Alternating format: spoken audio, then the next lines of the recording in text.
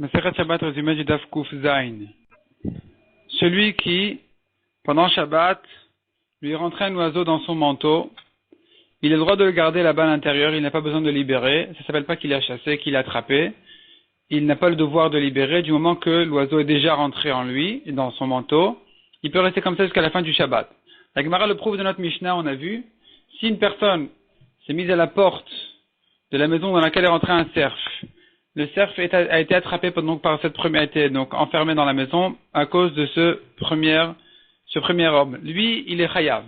Si ensuite est assis à côté de lui un autre, et le premier s'est levé et est parti, le deuxième a le droit a priori de rester. Il a le droit a priori de rester là-bas parce que la Mishnah le compare au cas de quelqu'un qui vient fermer sa maison pour garder sa maison. Il se trouve qu'il y avait là-bas un cerf qui était gardé grâce à lui. Or ici, c'est permis a priori, donc il en est de même pour le cas du cerf, qu'il sera, enfin dans le cas où deux personnes se sont mises à l'entrée, où la première avait déjà bouché la sortie complètement, la deuxième aura le droit a priori de rester là-bas. Il en est de même dans notre cas, nous, de l'oiseau qui est rentré dans son manteau, j'ai le droit de le laisser dans mon manteau jusqu'à la sortie du Shabbat. La Gemara dit toutes les fois où c'est écrit dans Masechet Shabbat Patour, c'est Patour Avalassour. Donc Patour Minatora, mais il est quand même interdit a priori, Midé Rabbanan, de faire ces choses-là. À l'exception de 3 cas où là-bas c'est écrit Patour, mais c'est Patour ou Moutar. C'est permis a priori. Le premier cas, c'est notre Mishnah. On a dit que le deuxième qui s'est assis à la porte, il est Patour. C'est pas que Patour, c'est que c'est permis aussi, comme on vient de le prouver. Deuxième cas, c'est celui qui a une blessure pendant Shabbat et il la perce pour faire sortir le pus de la blessure. Ça, c'est, là-bas, c'est écrit Patour, et la Gemara prouve que c'est Patour, et c'est même permis a priori.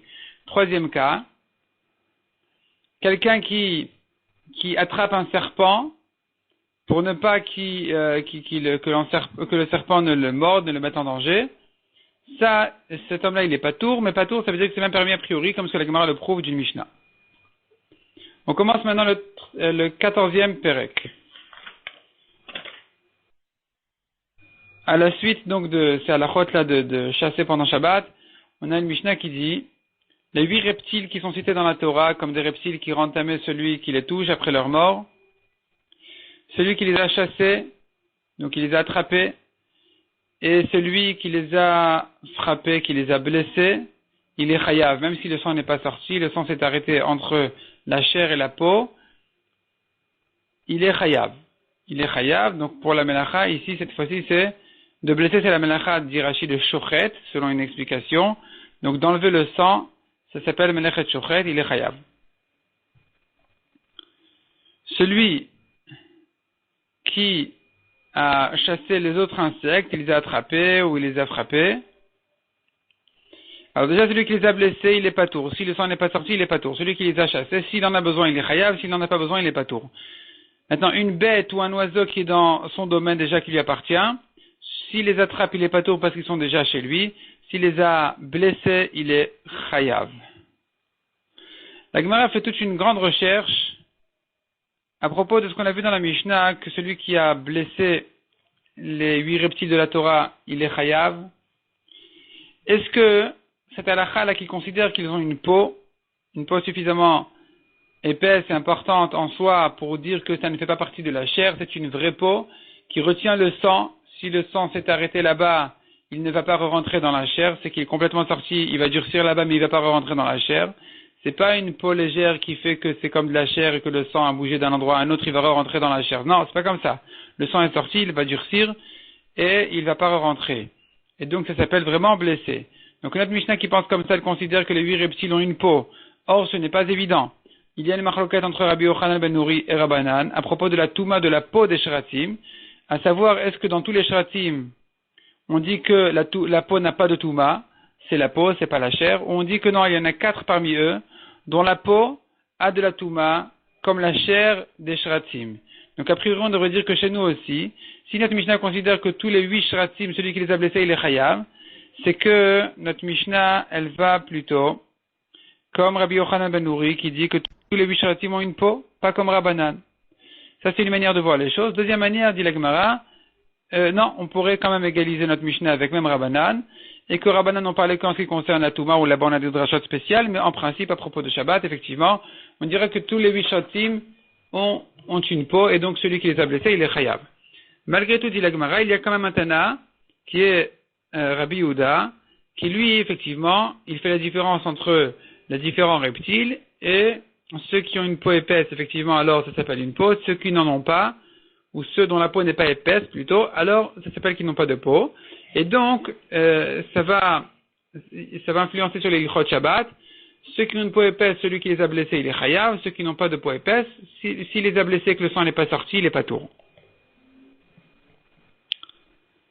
La Gemara ensuite déduit de la suite de la Mishnah, on a dit, les autres insectes, celui qui les a blessés, il est pas tour, si le sang n'est pas sorti. Donc, on déduit de là, mais s'il les a tués, il est chayav. Or, on a vu qu'en ce qui concerne les poux, il y a Rabbi Eliezer qui dit que, effectivement, celui qui a tué des poux, il est chayav. Selon Chachamim, il est pas tour. Parce que, donc il est pas tour. Donc la Gemara comprend que, a priori, notre Mishnah ne va pas comme Chachamim. Elle répond à la Gemara, non. Les insectes, en général, c'est clair que celui qui les a tués, il est chayav. La discussion est qu'en ce qui concerne les poux.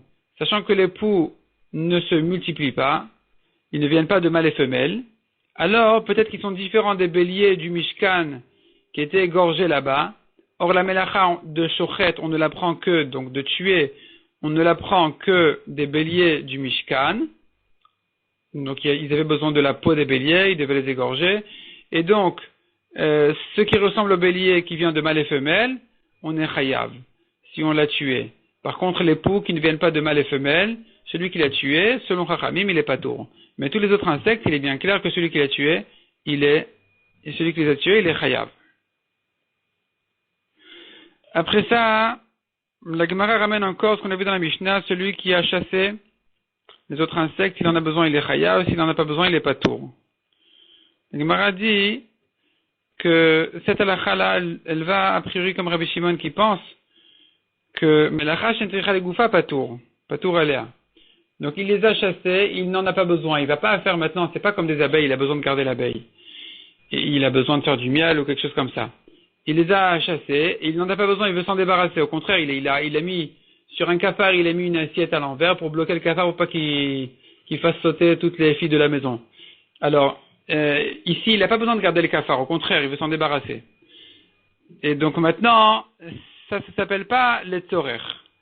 Et selon Rabbi Shimon, il est pas tour. Selon Rabbi Yehuda, il est chayav. Donc là, le Mishnah qui dit qu'il est pas tour, elle va comme Rabbi Shimon. La Gemara dit que cette Ukimta, là, de dire que ça va comme Rabbi Shimon plus que Rabbi Yehuda, il y en a qui l'a dit sur une autre halakha, qui est à propos du serpent, celui qui a chassé un serpent, il a attrapé un serpent. Si il n'avait pas besoin de garder le serpent pour faire une guérison, mais uniquement pour se garder, se protéger du serpent, il est pas tour, ça va à nouveau comme Rabbi Shimon. La Gemara dit, on pourrait dire aussi Rabbi Shimon, selon notre version, on le cite sur ce qu'on a vu que quelqu'un qui perce sa blessure pour faire sortir le pus, si c'est ça son intérêt et pas de garder le trou, alors il est pas tour, et ça à nouveau, ça va comme Rabbi Shimon, parce que il n'a pas d'intérêt de la melacha elle-même, melacha shentricha legoufa, pas tour comme Rabbi Shimon. La Gemara ensuite dit quelqu'un qui a sorti un poisson de l'eau, dès qu'il a séché entre ses nageoires, la taille d'une pièce d'un sela, s'il a séché, ou presque séché même, il est chayav, parce que le poisson, même si on va le remettre dans l'eau, il va pas vivre. La Gemara dit encore, celui qui rentre sa main dans le ventre d'une vache, et qu'il a un peu détaché le fœtus, il est chayav, ça s'appelle oker davar migidulo. Il détache quelque chose de l'endroit où ça a poussé. D'ailleurs, cette halakha ne concerne pas forcément que ce qui pousse de la terre. Donc, comme on a dit, ça concerne aussi le fœtus, ça concerne aussi d'ailleurs ce qui pousse sur les ronces, ce qui pousse même sur les cruches. Donc, la hanche de la cruche, des fois, il y a des sortes de champignons qui poussent là-bas, puisque c'est de l'humidité, puisque c'est son endroit normal de pousser. Celui qui détache de là-bas, il est vraiment chayav, mishum oker davar migidulo. Donc, ça s'appelle qu'il a détaché quelque chose de l'endroit où ça pousse.